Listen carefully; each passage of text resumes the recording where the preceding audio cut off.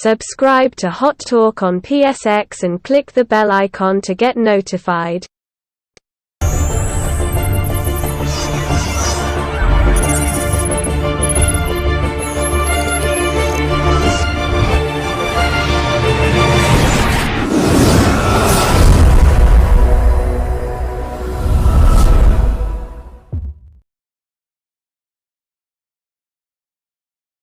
बिस्मिल्लाहिर्रहमानिर्रहीम। अस्सलाम वालेकुम प्यारे दोस्तों, क्या हाल चाल है? सब ठीक है? अल्लाह पाक से उम्मीद करता हूँ कि आप सब ठीक ठाक होंगे।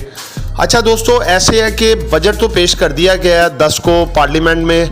अब बजट जो पेश किया है ना, इसमें काफ़ी ज़्यादा मामला को जो है ना हिडन भी रखा गया और काफ़ी मामला को ज़रा थोड़ा सा निकाला गया, क्लियर किया। तो दोस्तों बात ये है कि मैं आपको कुछ जो इसमें मामलात रखे गए हैं आपको कुछ बता रहा हूँ, लेकिन अभी मुकम्मल तौर पे देखें ना, आज भी छुट्टी है, कल भी छुट्टी है, तो इसको मुकम्मल तौर पे स्टडी करके, और इसमें क्योंकि इस दफ़ा जो मामलात हुए हैं ना, इन्होंने गोलमोल काम बहुत किए हैं। गोलमोल आप समझते हैं ना, पंजाबी का लफ्ज़ है जिसको कहते हैं कि एक क्लियर तौर पर बात नहीं की कि ये मामला इस तरह से है। उनमें से हम लोगों ने, जो हमारी टीम है, बैठ के पूरी स्टडी कर रही है कि आया कि कौन कौन सा सेक्टर जो है वो बेनिफिशियल होगा और कौन कौन सा सेक्टर बेनिफिशियल नहीं होगा।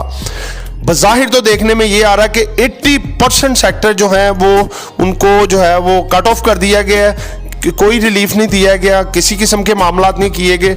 उसकी वजह यही है कि ये पैसा असल में लगाना नहीं चाह रहे। जो IMF से मिल रहा है ना, उसने बहुत ही ज़्यादा पूछगिछ की है और इस दफ़ा इतना सख्त तरीके से, सख्त पॉलिसी से पैसा दिया है कि समझ लें कि हाथ को और पाँव को बांध के फिर इनसे पैसा लिया गया उनसे कि भाई हम जो कहते हो आपकी शर्तें मानने को तैयार हैं, बस हमें पैसे दो, ठीक है, इस तरीके से।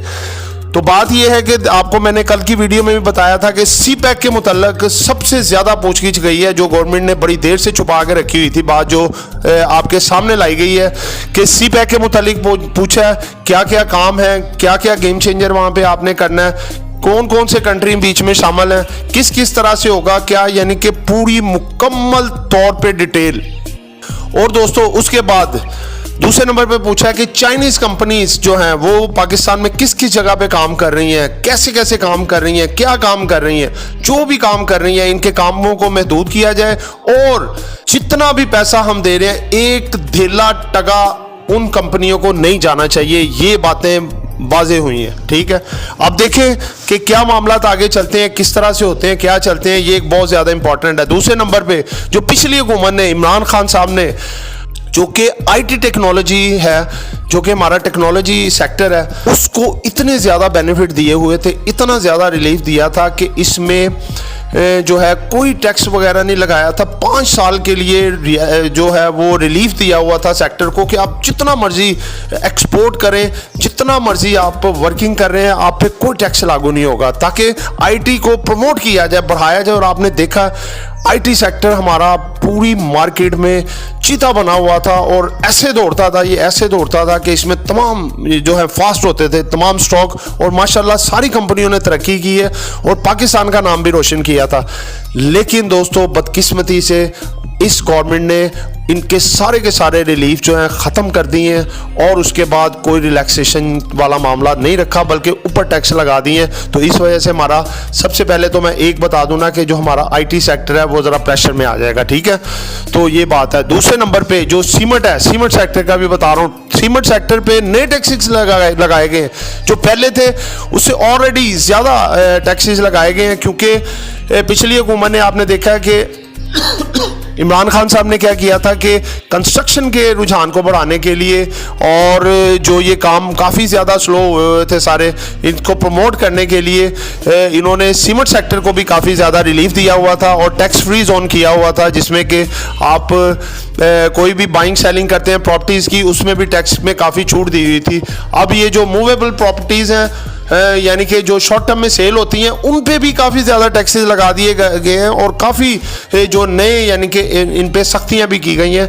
तो अब आप देखेंगे कि ये सीमेंट सेक्टर भी, एक तो इनका कोल प्राइस काफ़ी इंटरनेशनल लेवल पे बढ़े हुए हैं, दूसरे नंबर पे टैक्सेस भी ज़्यादा लग गए, तीसरे नंबर पे इंटरेस्ट रेट भी बैंकों का इन्होंने काफ़ी ज़्यादा देना होता है, क्योंकि ये जितनी सीमेंट सेक्टर में कंपनी है सारी की सारी लोन पे हैं, ठीक है ना। बैंकों से ढेर सारा लोन लिया हुआ है, तो इनको सब तरफ से समझ लें कि अब ये शिकंजे में गाड़ा जा रहा है, ठीक है ना। आपका सीमेंट सेक्टर भी जो है इस वक्त अभी डाउन रहेगा।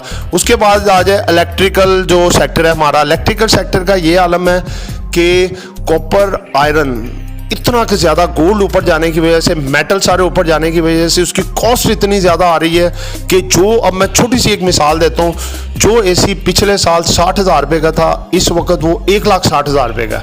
आप खुद लगा लें 100% प्राइसेस इंक्रीज, तो आप खुद लगाएं कि उनकी जो मैन्युफैक्चरिंग कॉस्ट है कितनी ज़्यादा बढ़ जाएगी, उनके प्रॉफिट में कमी आ जाएगी, सेल में कमी आ जाएगी।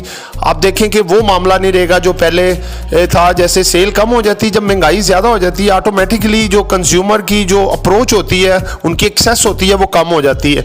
इस लिहाज से जो इलेक्ट्रिकल गुड्स वाला शोबा वो भी थोड़ा डिप्रेसिंग में आएगा, ठीक है। तो बात ये है कि अब फर्दर जो मज़ीद हमारे पास अपडेट आ रही हैं, जैसे जैसे इंशाल्लाह आती रहेंगी आप तक इंशाल्लाह पहुँचाएँगे। मैं कोशिश करूँगा रात को भी कोई 2-3 या 4 या 5 मिनट की वीडियो बना के जिसमें बाकी के सेक्टर है उसके बारे में भी आपको थोड़ा मुकम्मल तरीके से गाइड किया जाए, बताया जाए, और उनमें स्टॉक्स वगैरह भी निकाल के इंशाल्लाह ताला रात को वो आपको बताए जाएंगे कि ये स्टॉक है जो आप मंडे को जो है इंशाल्लाह बाय कर सकते हैं और जिनमें कुछ ग्रूमिंग आ सकती है। बाकी ये आप मायूसी ना लीजिएगा, टेंशन नहीं लेनी बिल्कुल भी कि मार्केट हमारी ये हो जाएगा वो। ये भी मैंने आपको बताया कि बहुत बड़े प्लेयर और सट्टेबाज हैं, मार्केट को उठाना जानते हैं। ये 10-15 दिन IMF का पैसा आएगा, मार्केट को उठाएंगे, कचरा स्टॉक भी चलाएंगे। जैसे मैंने आपको बताया था फर्स्ट कैपिटल सिक्योरिटी देख लें, कितना वॉल्यूम लगा है एकदम उसमें, ठीक है। उसके बाद पेस देख लें, मीडिया टाइम देख लें, ये सारे यानी कि पीपल्स पार्टी के हैं ना, पीपल्स पार्टी और नून लीग के आप देखेंगे जो इनके चहीते अंदर है मार्केट के, सबके स्टॉक बढ़ेंगे और ये खुद भी नीचे से पैसा डालेंगे अरबों खरबों रुपया और नीचे, क्योंकि माल इन्होंने पकड़ लिया हुआ है काफ़ी हद तक, और भी लेंगे, फिर इन माल को ऊपर ले जाके बेचेंगे। जब इनका बिक जाएगा मार्केट आपकी, फिर उसके बाद समझ लें फिर डावाडोल हो जाएगी, उसके बाद कोई गुड न्यूज़ है ही नहीं।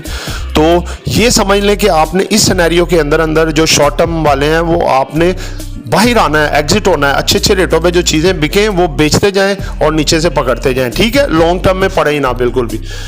तो आपको 3 मैं स्टॉक ऐसे बता देता हूं जो आप मंडे को फौरी तौर पे भी पकड़ सकते हैं, जिसमें कि सबसे पहले आपको मैंने एक बताया था लकी सीमेंट। लकी सीमेंट इसलिए मैं बता रहा हूँ, हालांकि सीमेंट सेक्टर प्रेशर में भी आएगा, लेकिन लकी सीमेंट इसलिए कि इसको ट्रिगर के तौर पे इस्तेमाल किया जाता है मार्केट को उठाने के लिए, तो ये यूज़ करेंगे लाजमी, ये यूज़ होगा। उसके बाद सिस्टम लिमिटेड दूसरे नंबर पे है, वो भी इस्तेमाल हो सकता है। तीसरा TRG भी होता है, लेकिन मैं प्रेफर नहीं करूँगा, वो बिल्कुल सट्टे वाली आइटम ही है। लेकिन ये दो जो हैं सिस्टम लिमिटेड और जो है अपना लकी सीमेंट, ठीक है। तीसरे नंबर पे निशात मिल। ये 3 स्टॉक आप बेफिक्र होके पकड़ें और इनको चाहे आगे आप मुस्तकिल भी रख सकते हैं कि ऊपर जाए सेल कर दें, नीचे आए दोबारा पकड़ लें। तो दोस्तों इसके साथ ही मैं इजाज़त चाहता हूँ, दुआओं में याद रखिएगा। आपका दोस्त, आपका खादिम, आपका मुखलिस आमिर शहजाद। अल्लाह हाफ़िज़।